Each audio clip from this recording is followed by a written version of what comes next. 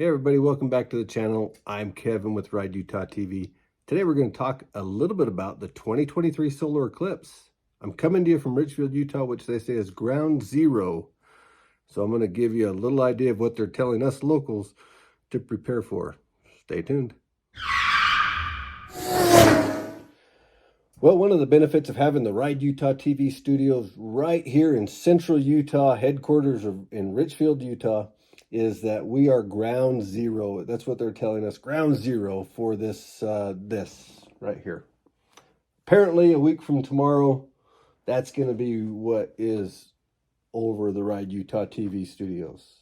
So who better to tell you what to prepare for if you're planning on coming down here than yours truly. I live here. I'm hearing what they're saying, and I am right in the middle of the preparations of getting everybody here. So we're going to fill you in so that you know what to expect. It's not going to be anything too much in detail. But before I get right into it, I want to say that if you really want some specifics, then give the Sevier County Tourism Office a phone call.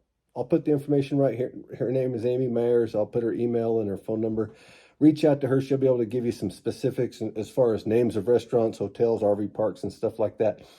I'm hearing that RV parks still have some openings, some availability. And you would think that if there's going to be 350,000 people coming here, that those would be filled up. So I'm maybe personally planning on the lower side of that.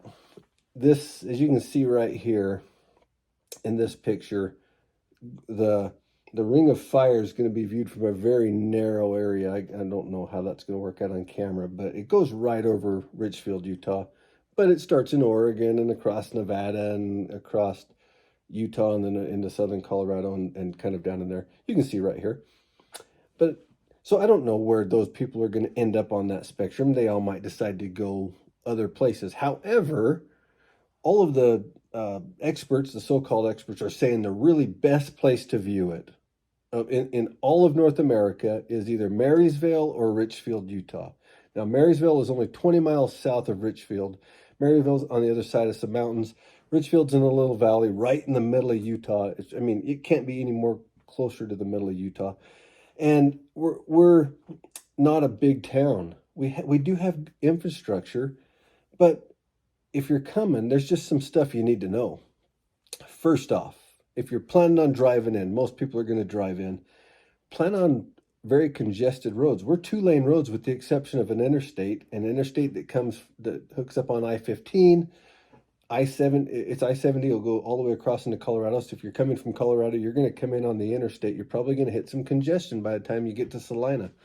If you're coming from the west, you're going to hit some congestion because I'm hearing people are coming to camp all over from Fillmore and Beaver, all over the Beaver Mountain, the Tushers over into Marysville. There should be campers pretty much everywhere. So if you're thinking you're going to leave Salt Lake at 8 o'clock in the morning and run to Richfield and watch the solar eclipse, it's not going to happen, folks. You're going to want to come Thursday or Friday and get here ahead of time and get ready and be prepared. Be in town and let it fill in around you because there are going to be those last minute people. If you want to be ready, get here early. Like I said, I'm hearing that some RV parks are still open. I hear that there's still some hotel rooms open. So if you're planning on coming, don't expect to show up here and find a hotel room or an RV spot.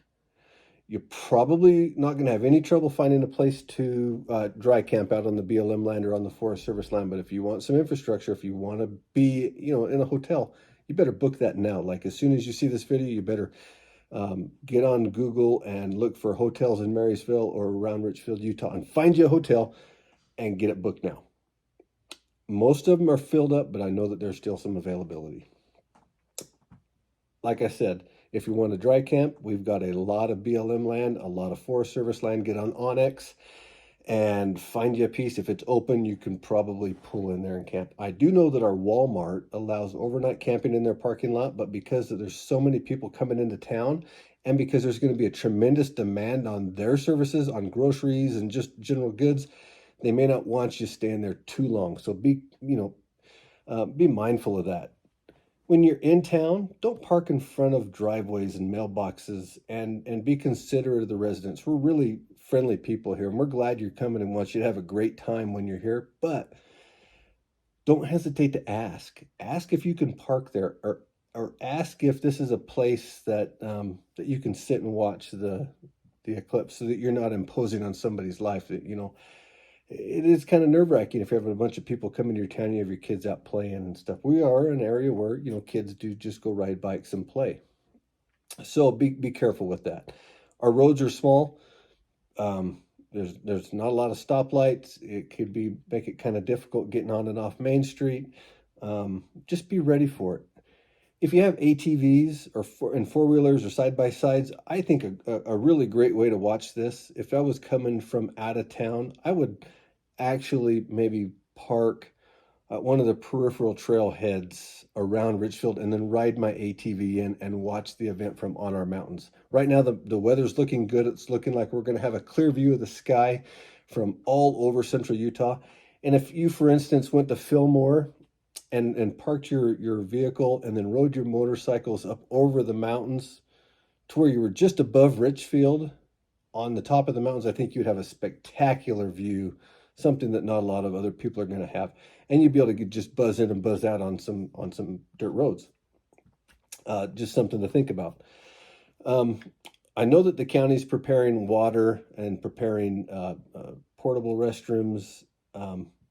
Be careful entering businesses. Ask them if you can use their restrooms. A lot of businesses are going to be ready for it. Now, food. They're telling us that grocery stores could run out of food and that we should plan ahead of time. We need to go as a families and just buy a week's worth of food. And so our family, we're going to be doing that this weekend about Tuesday. We just don't know when y'all are coming.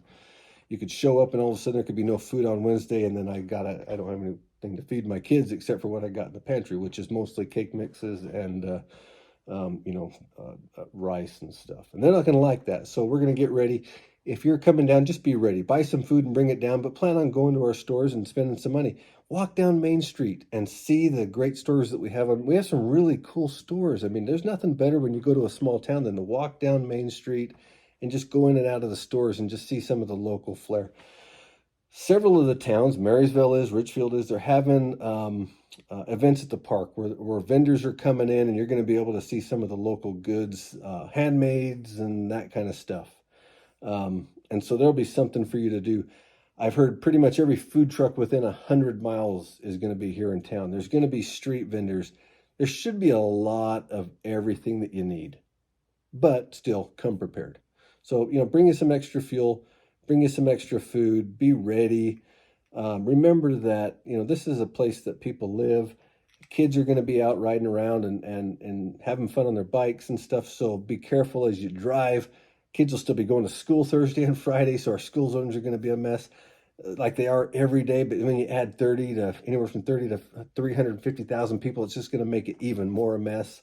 And, you know, I can't understate the fact that we don't have big roads. So you're going to create bottlenecks coming into these towns. I just don't know how that's going to pan out. Just be ready for it.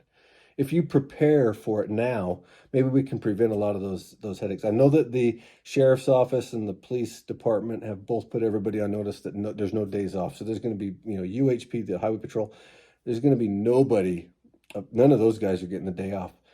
They're going to be here to do crowd control and management. If you need anything, ask an officer, ask a local. We're happy to help you out. We want you to see our area. We've got a beautiful area. If you come ahead of time and you need stuff to do, we've got some amazing state parks. We're only an hour and a half from Bryce Canyon. We're an hour and a half from Capitol Reef National Park. We're 2.5 hours from Moab. We have hiking out on the San Rafael Swell.